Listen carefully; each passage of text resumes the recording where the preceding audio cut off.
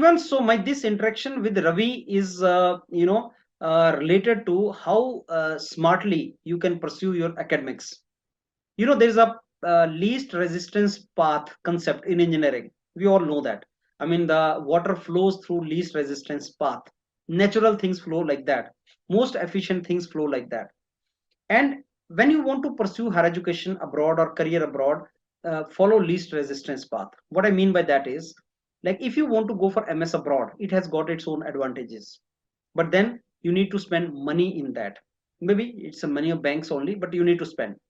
There are some students who cannot or do not want to spend that money.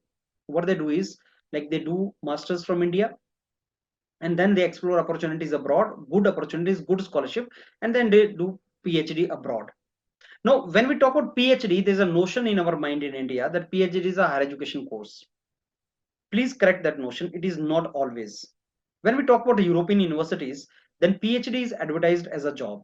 It is advertised for fixed duration of 3 years, and all the benefits are given to PhD scholars, similar to the benefits which employees are given. Now, I was interacting with Ravi, who did his graduation from Chandigarh University, Punjab, in computer science. Then he did his MTech from NIT Jalandhar, which is again in Punjab. And then after that, he explored opportunity for him without any exam, GRE or TOEFL. He did not write any exam. Purely on the basis of his academic background, he built up his CV during MTech and all. He got opportunity in University of Ghent, Belgium. And he told me that he was getting 50,000 euro per annum. That means approximately 4,000 euro per annum, per month, sorry. And 4,000 may say maximum expenditure will be 2,000 euro. That means you end up saving 2,000 euro.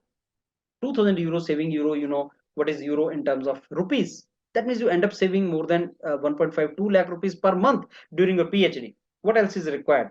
So that is how, I mean, you can explore the option, and there are so many such options. UPD is working on that.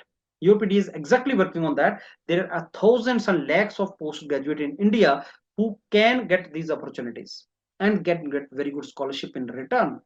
So those of you who are interested can always approach our team. Now let's listen to what Ravi has to offer. And Ravi came voluntarily forward to share his experience for the benefit of all of us. We are really thankful to this initiative. So let's listen to what Ravi is to tell us. Hi Ravi, welcome on Europedia. Great, sir. It's my pleasure to be on your channel. Yeah.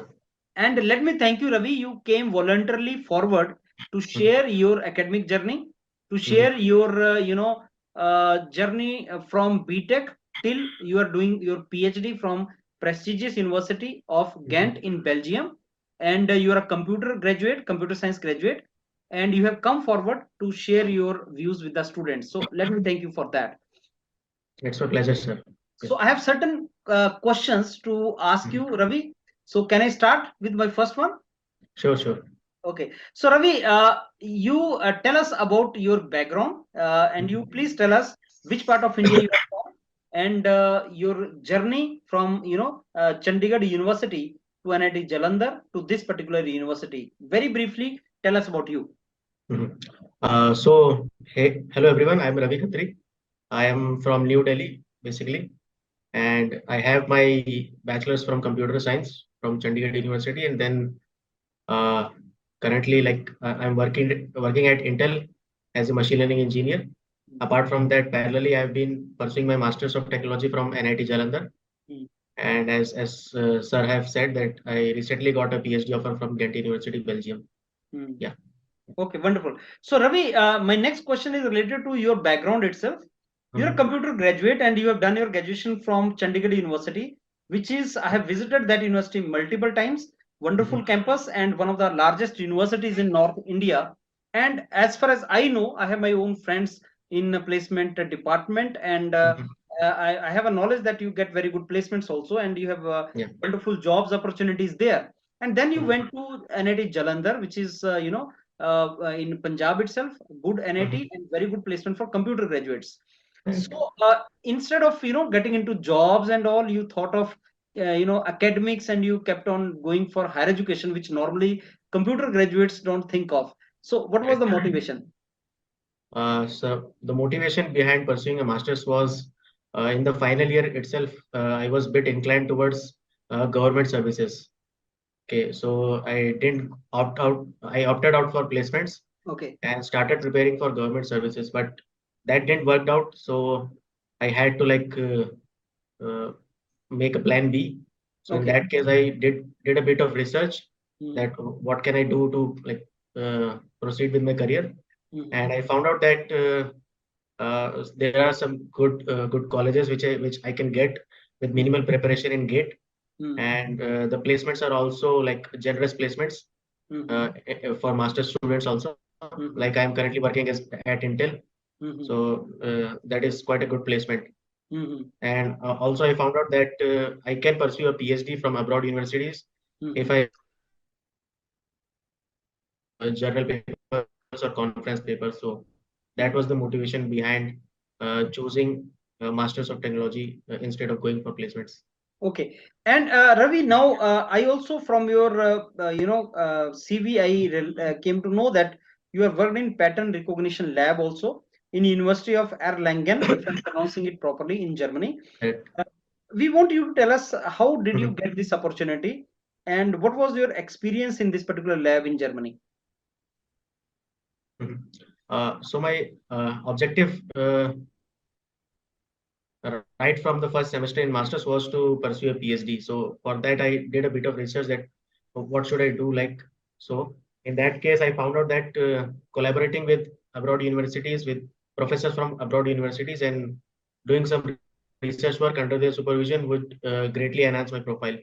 Mm, So like I said, I worked at pattern recognition lab. For that, I did cold emailing to mm, some selected professors, mm, and this advice I would like to give the students that they should, if they want to work under supervision of abroad professors, so they should start cold emailing no matter what. mm, Because in my case, I mailed around hundreds of emails daily on daily basis and mm, only got reply for 5 to 6 emails.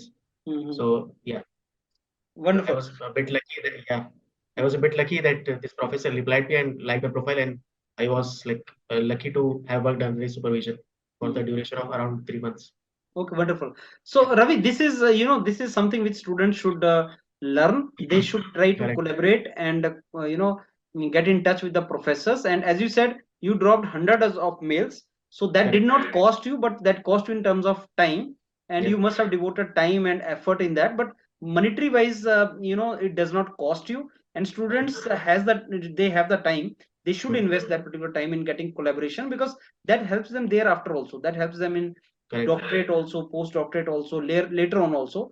So Mhm. mailing professor and getting opportunities for them is one of the most efficient way which students Correct. should learn. That is what you did, and you got yourself opportunity where through which you could work in a very good lab there for 3 months, Mhm. and Mhm. that I'm sure must have helped you to get your masters and your your doctorate abroad, and Mhm. that particular experience really must have helped you in academics.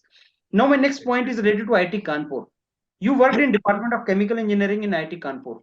Now Mhm. you are a computer science background graduate, and you worked in Chemical Engineering Department IIT Kanpur. I would Mhm. like to ask you that how this this particular thing is there. I mean, you from computers and you went to IIT Kanpur Chemical Department, and why you went there? Okay. So Dr. Jayant, under whom supervision I was working for around 2 months, he's a professor and head of department of IIT Kanpur, chemical engineering. So he posted one advertisement of related to my background, like applying machine learning on some images. So that's how I got in contact with him. And although he's in chemical department, but this project was relevant to my stream. So that's why I collaborated with him for around 2 months of internship. Okay, so it's a Yeah, truly interdisciplinary research work. So correct, correct. that gives us an idea that for computer science students, it is not that they should try to see opportunities in their own labs. Computer application is everywhere. I mean, I don't think there is any field of knowledge where you don't have the requirement of computer education or computer research, and that is what you Exactly. explored. Now, Ravi, coming to again your experience now. You Mhm. just now you mentioned that you worked in Intel, or you said that you are still working in Intel, I suppose. Mhm. So please share your experience with us about your experience in Intel and your machine learning you have worked in the field of machine learning. So please share with us your experience in Intel about your machine learning knowledge. Mhm. So currently I'm working at Intel as a machine learning engineering intern. I joined Intel in September 2022, and it's around 10 months of internship. I got this opportunity off campus. I got in contact with one of the recruiters on LinkedIn. And they probably liked my profile and shortlisted me. And then I gave around 2 interviews and finally joined at this position. So Okay. working at Intel is like a very great opportunity. We get to solve a lot of unique problems here, and the work culture is also excellent. And the best part is it's located in Bangalore, which is like a very pleasant weather here. And the campus of Intel is one of the unique things. Like it's a very huge campus, and yeah. And coming to my machine learning domain, I've been solving a number of challenging problems and which have saved millions of dollars of cost savings of Intel in some projects. Yeah. Okay, so Ravi, you also worked as data scientist. So can you please share your experience with us related to that also? Yeah. So this was way back when I was a bachelor student. I joined Farlenco, which was a startup then, as a data scientist for around 7 months. And it's located in Bangalore only. And I was working here as a data scientist on some inventory stock prediction problem using time series modeling. So this opportunity also probably boosted my profile, and that have also helped me get this PhD offer. Okay, now Ravi, coming back to your PhD opportunity. So when did you get this opportunity? Tell us about the university in Belgium, Ghent University, from where you got this PhD, and how did you get this opportunity? What are the credentials required for that? So for that, because I knew I wanted to pursue a PhD right from the first semester of masters, so I shortlisted some top universities right across Europe. And this Ghent University is one of the best universities in Belgium. And they basically, you don't have to do anything. They basically post vacancies on their vacancies page. And on weekly basis, like on weekend, I usually sit for around 1 to 2 hours and go through the vacancies which they have posted recently and shortlist the relevant vacancies according to me. So this was this in which I am selected. This is one of the relevant opportunity. Okay. So I directly applied and mailed the professor my profile and all the documents that were necessary. And they shortlisted around from 90 applications. They shortlisted around 6 applicants for the first round of interview. And luckily I was one of them. And the first interview was a bit of general interview, not a lot of technical interview. And after that interview, I was one of the selected few shortlisted, like three of the shortlisted candidates. And the final interview was a technical presentation around any of the topics or any projects that I have worked on.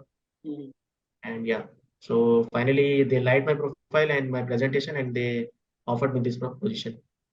So Ravi, you got a scholarship also in that? Yeah, it's a fully funded PhD.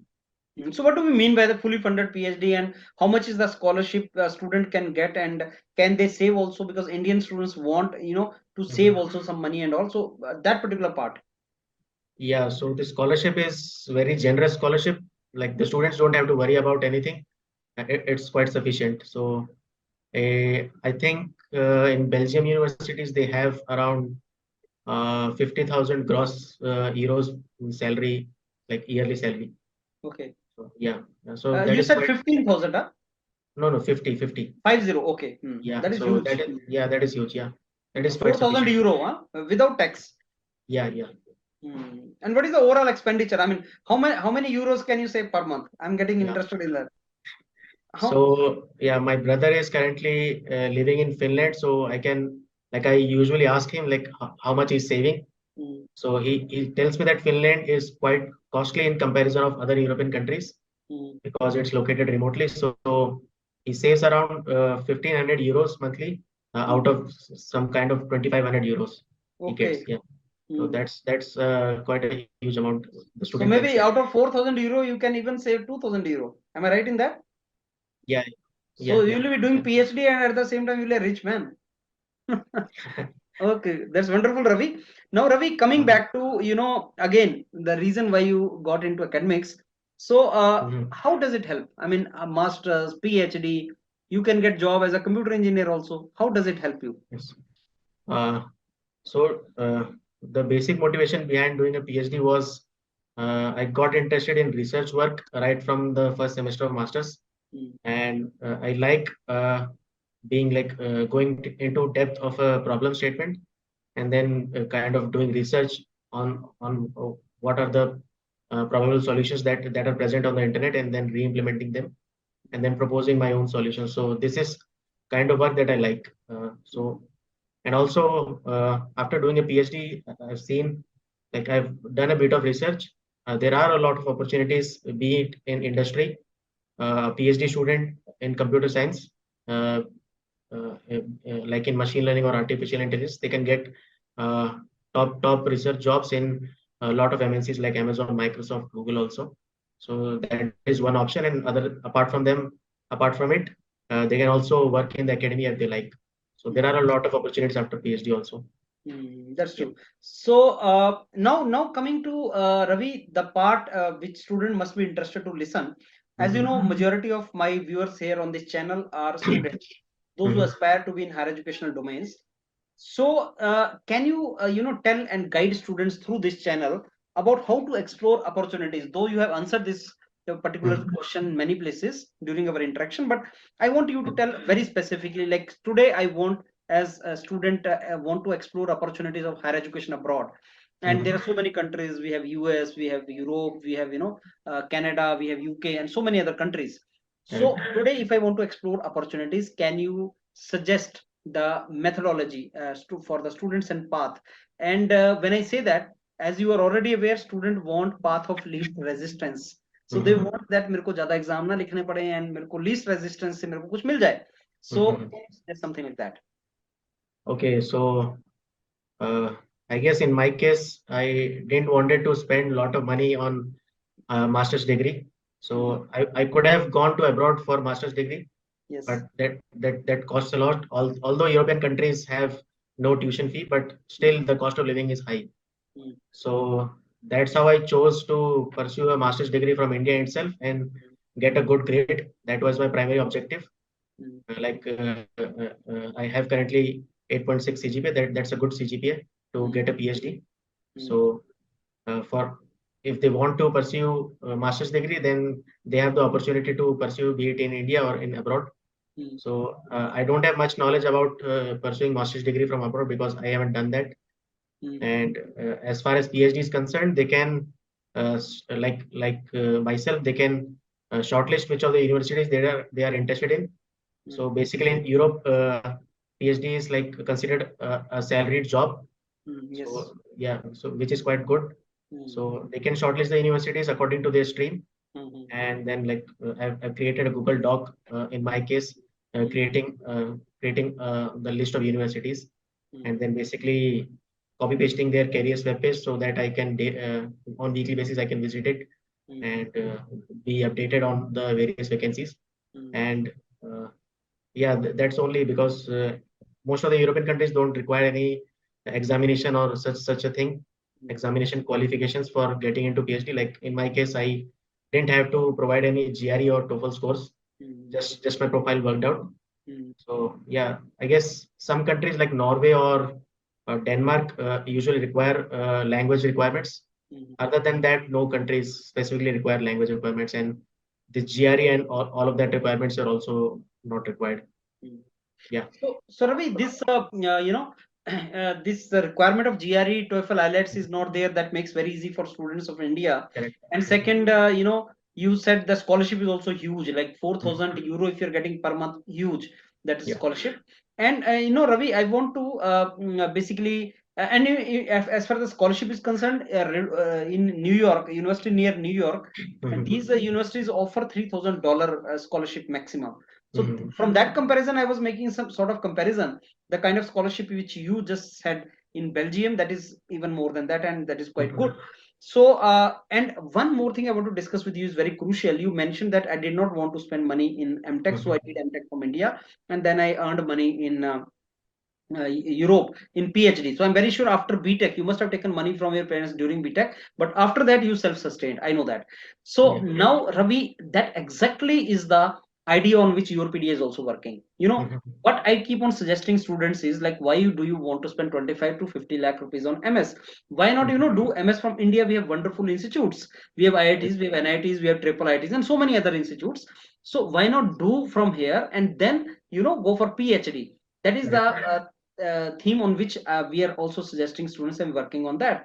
So what is your view on that? Can we make it really work in that particular direction?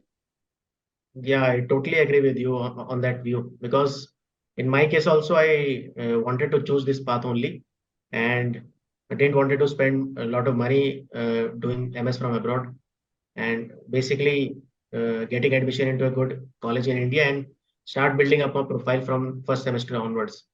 So that is my motivation. And how do you build the profile, as you said, Ravi? Because I've seen your CV, quite impressive it is. How do you build up your profile? So building up a profile basically for PhD means getting good grades, and probably possibly if you can publish a few good articles in conferences or journals. Like I have 3 published papers of my own in good conferences held across India. So that's add up a value to your profile. And like I said, I have done 2 internships, research-based internships. So that also helps adding up good thing to your profile. Ravi, you said that in Europe, PhD is not a higher education course; it is advertised as a job, where you Correct. get, similar to employees, you get all the benefits. Mhm. And also, if I'm not wrong, it is advertised for fixed duration of 3 years. Am I right in that, Ravi? Yeah, basically PhD in Europe is uh, uh, kind of 2 types. One is structured and one is unstructured. So in my case, it is a structured PhD. So what I mean by structured is they have set the domain. Like my PhD role is for applying artificial intelligence in cultural domain, like museums and all that artifacts that I have to apply artificial intelligence. And one is unstructured. So that's why it is of 3 years, my PhD, because it's a structured PhD. Unstructured is a student have to propose his own topic and come up with a problem statement. So that kind of PhD is also good if a student wants flexibility, more flexibility in his work. And that PhD may take around 4 to 5 years, depending upon the student's capability. So yeah, these are the 2 types of PhDs. Yeah. Wonderful, wonderful for this information which you gave. Thanks a lot, Ravi. And Ravi, now post PhD, once I spend 3 years, I do good work. So, what are the post PhD opportunities available in that country only? Belgium. I don't want to come back. Suppose I want to explore opportunities in Belgium or Europe. What are the opportunities? So I haven't thought about it like currently, but I know that there are a lot of opportunities in industry as well as in academia. So after completing my doctorate from a prestigious university like Ghent University in Belgium, I will be I'm pretty sure I will be getting a good, generous uh, job in top MNCs across Europe, and also I can a doctorate degree provides you like a good opportunity to break through into top positions in top MNCs. Okay. So that is one option. And apart from that, if I get the notion that I want to work in academia, so that is another option. Okay. Be it in abroad universities, or I can come back to India whenever I can. Yeah. Wonderful. So, Ravi, we have come to almost an end of this wonderful session, full of information, full of very straight, precise information from your side, with the last interaction point, and that is again related to you and the students who are listening to you. Any message you want to give, any advice you want to give to those students who wants to, pursue the same path, doing masters from India, not spending money, getting very good opportunities in PhD, and earning through that. So, any message you want to give them? Yeah, just a short message. If a student fails in the beginning, like in 12th or JEE mains or something like that, don't get disheartened, because this was my case only. And there are a lot of good opportunities in abroad which you can get without spending a lot of money, Mm. and just work through it, and you will get through your career path. Yeah, so follow the efficient path and Correct. keep pursuing and keep doing smart work. We always talk about smart work, hard work, smart work. So smart work simply means what you did, Ravi. You explored opportunities, you mailed professors, you Yep. kept on pursuing, and you did not spend much money, but at the end, now you are saving a lot of money. So that's Correct. wonderful, Ravi. And let me thank you once again at the end of the session. You came forward voluntarily to share your experience on this particular platform, and I'm very sure जो आपने बताया students will get immensely benefited by the experience you shared with them, and I wish you all the very best for your academics in future. Thank you. Yeah, if any student wants to like gain more guidance, they can connect me on LinkedIn also. Okay, wonderful.